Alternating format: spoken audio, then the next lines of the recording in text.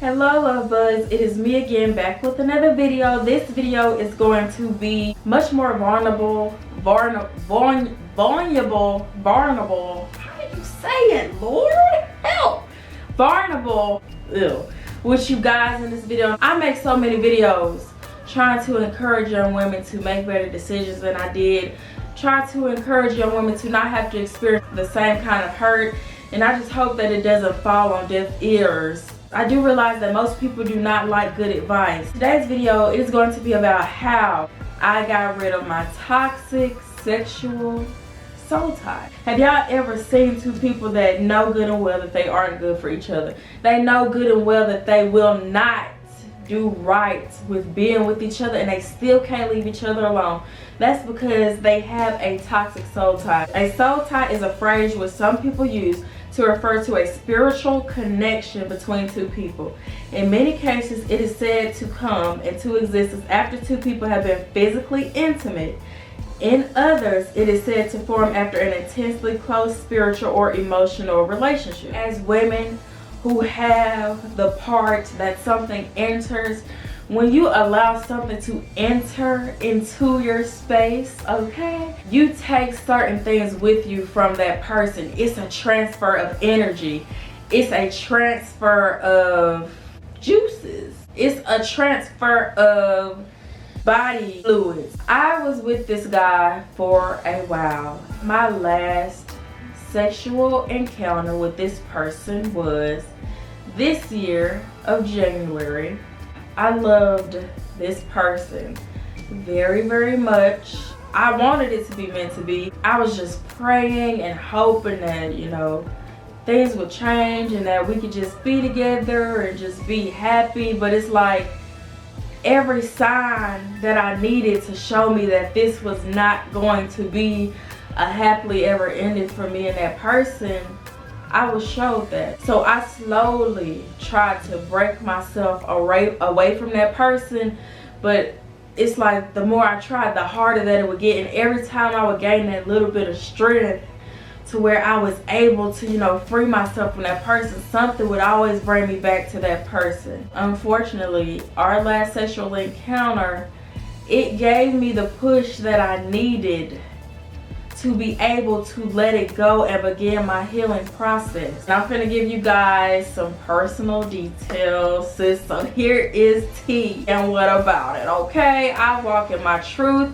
I don't really care anymore about what people think about me, to be honest. And I think that's important for me to say, because a lot of you are letting other people hold you back from speaking your truth. The last time I had sex with this person, it was after a while of trying to free myself with this person. I hadn't had sex with them in a whole month. To me, that was really, really good, because I know myself. I know how I am. I knew how he was. And we're going to give him a name. We're going to name him Darnell. I loved Darnell so much, but I had to grow where I loved myself more than I loved Darnell. The love that we once had is not the same love. If the bad is starting to outweigh the good, then it's time to dip. It's time to bounce, because what you do when you keep on trying to hold on to things that aren't good for you, you just keep on adding hurt and trauma on top of each other. He had hit me up on a late night, and normally I would just ignore his calls, because it's like, you aren't calling for anything good at this time of the hour. Sweetheart, at this time of the hour, it's booty call hours. Ain't nothing open but legs and probably Waffle House. And I know you didn't have no food for me, so sir, what was your purpose? Okay. Anyway, so I was ignoring his calls because he was not being the man that I deserved, and he was not being the man that I knew that he could be, and he was not going to be that person for me. Unfortunately, I had just been seeing so many posts on Facebook about death and about people losing their significant others. And yeah, I was having small talk with other people, but one thing I was not being was active with those people. You know how you'll start talking to other people, but deep down inside your mind, you want this man to change. So there was still hope in my mind that, oh, Darnell will change. Like, it's just gonna take some more prayer. It's just gonna take this. Maybe he'll realize this about me. Maybe he'll end up seeing my worth. When he called me, he was surprised that I answered, and we just started, you know, reminiscing about old times. I'm gonna tell you guys some things without saying a little bit too much. But he was basically telling me he has a situation right now, but he can't talk to that person the way he talks to me. And he starts, you know, explaining to me, you know, how much I mean to him and stuff like that. And how he wishes that, you know, we can go back to how things used to be. Just letting me hear the things that I felt like I needed to hear from him. The things that, you know, slowly breaking my walls back for this man. And just, you know, expressing himself to me in a way that was much needed. But at the same time, it was like a little too late. So he was telling me about, you know, things that was just going on in his family. And I'm still being the woman that I've always been to Darnell. Just encouraging him and just trying to be there for him without overstepping any boundaries, because I had been closed my legs for this man. Like, it's that deep. He was like, I just want to be with you right now. I had a dream that somebody had killed me, and that weighed on my heart. And I just want to be with you, and I just want to spend time with you and just be near you. Like, telling me what I needed to let him come back over. And it's just like, deep down in my heart, I knew. I just knew. I was like, okay, sis, you know Darnell doesn't need to come over. Do you see what time it is? You know how you and Darnell are when y'all get near each other, because the sexual chemistry is up. If it's up, then it's stuck, then that thing be stuck up, okay? Like, but I also knew what I was working on for me personally. I wanted to be with a man that's seen my worth, not one that I have to keep on constantly teaching and wondering why he does not do certain things for me that I see other men do for women that they publicly show that they really value. You know what I'm saying?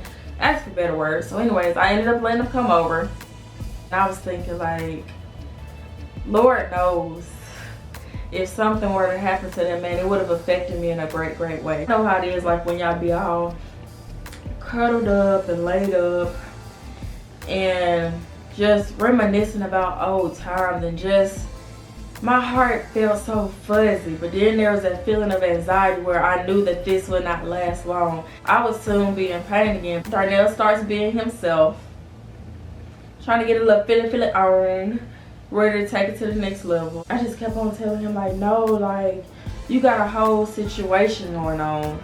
And I kept on saying, like, that's not right to her, and that's not right for me, basically. Like, that's like basically playing with my emotions. When you know that to the public you acting like that you happy with this other person, when our reality you telling me something totally different. And the people close to you, they know it's up, but they're not going to correct your mistakes. They're not going to tell you that's wrong what you're doing. They're going to encourage you to be in your mess. You know how it gets when you women be in your feelings.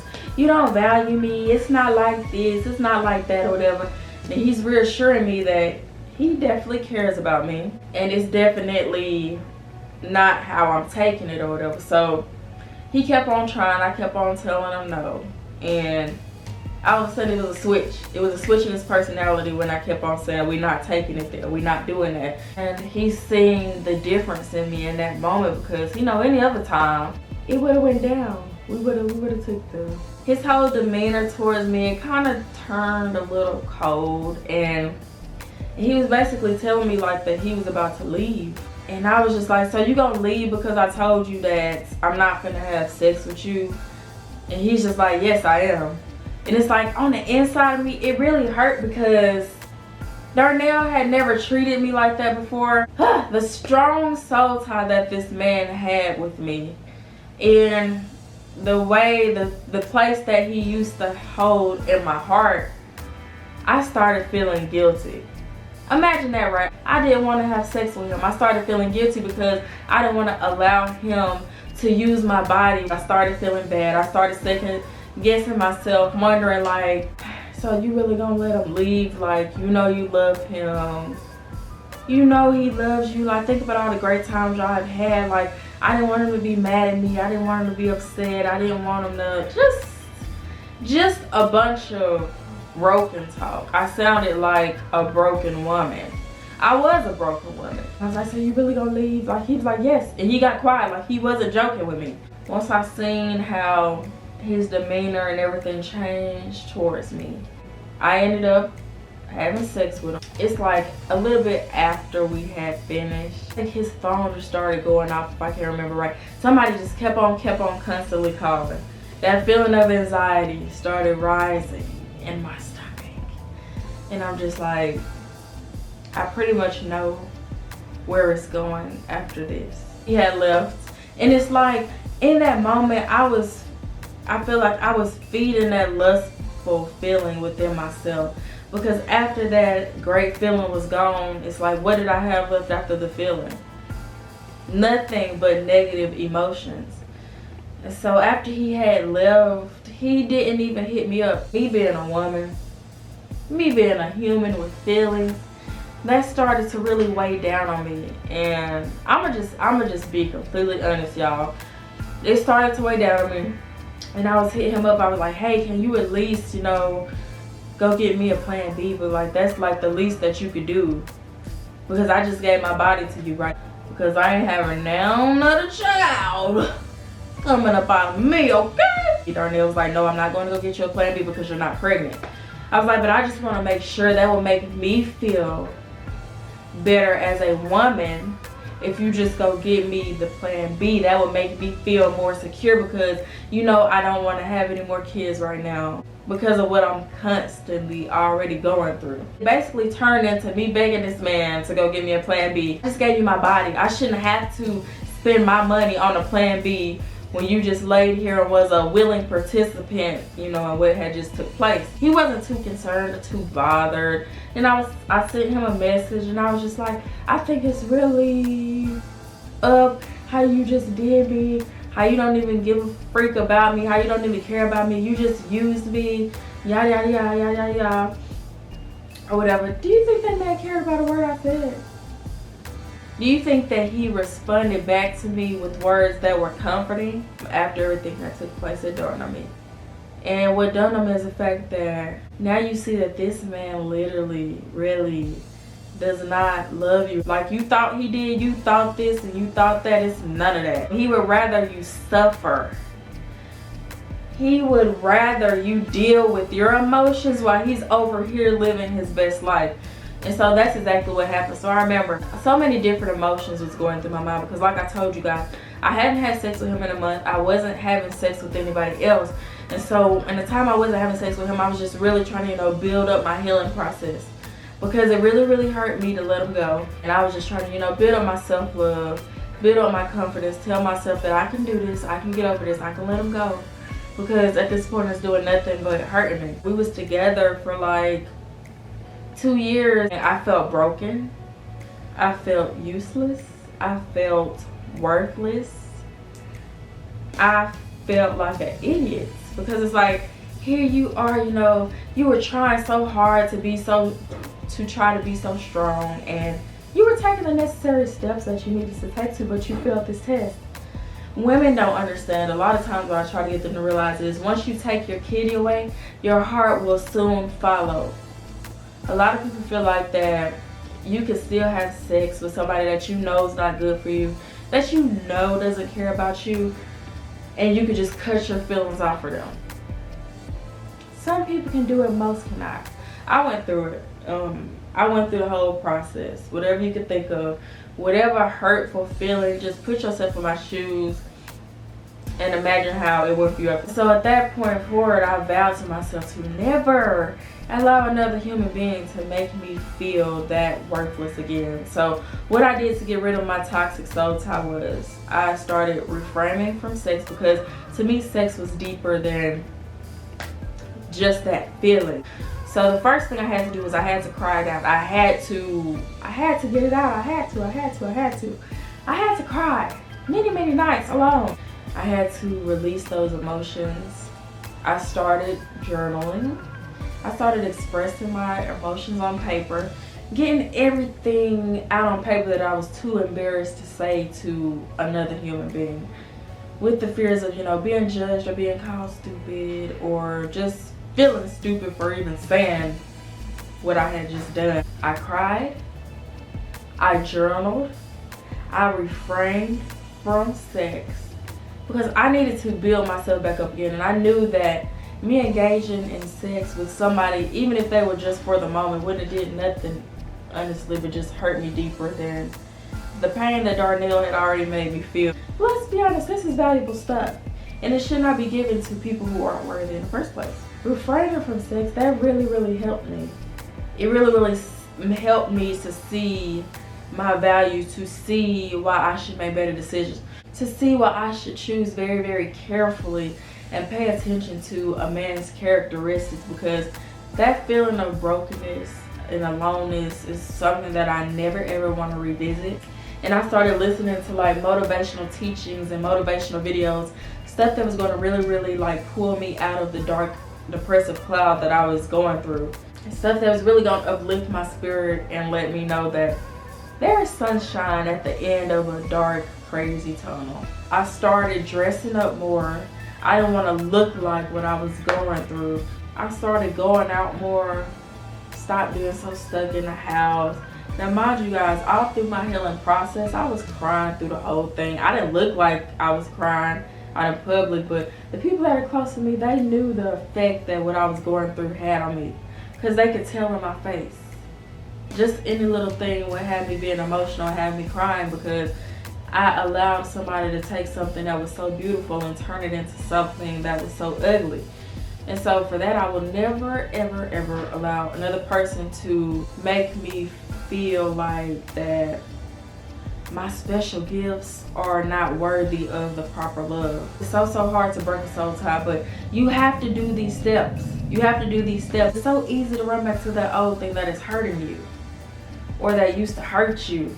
But as long as you know that you're just making it harder on yourself, you're not making it harder for the other person, because they could care less. You are making it harder on your mental health. And I had to speak positive things to myself every single day. I had to tell myself I'm okay, and that I'm going to be okay through the tears, through the hurt, through the heartache. I finished doing all of those things. I noticed that my life took a dramatic turn for the better. I cannot make it up, you guys.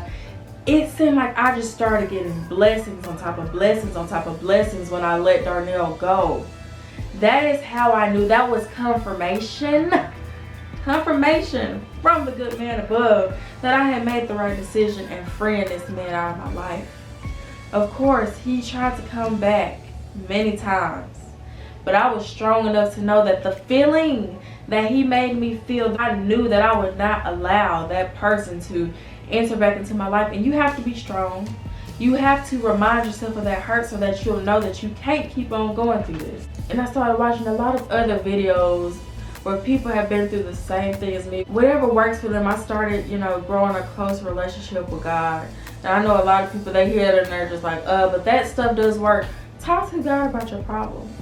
Release everything that you're feeling onto Him. And I guarantee everything that you say to Him, He is going to listen. And if you aren't religious, then I guess you will just have to find another way. But I'm just truly telling you what worked for me. And I'm truly telling you, when I used to cry out to God, when I used to write letters to God, that stuff really worked for me. Yes, I was still hurting, but every day it made it a little easier to get over, and it made it a little easier to live with. Like, one of the greatest feelings in the world, I don't care what nobody say, call me petty baby, whatever. One of the greatest feelings in the world is knowing that somebody wants you. That hurts you. And knowing that you're no longer in that place anymore where you want them. And that your life is going so much better than when they were in it. Thank you guys for watching. Subscribe to my channel if you want to hear more deep videos like this. I hope that this helped another woman. So many women out here with soul ties, thinking that it's love, thinking that it's meant to be, when it's causing you nothing but heartache. You know it's not going to work out, but yet you just keep on trying.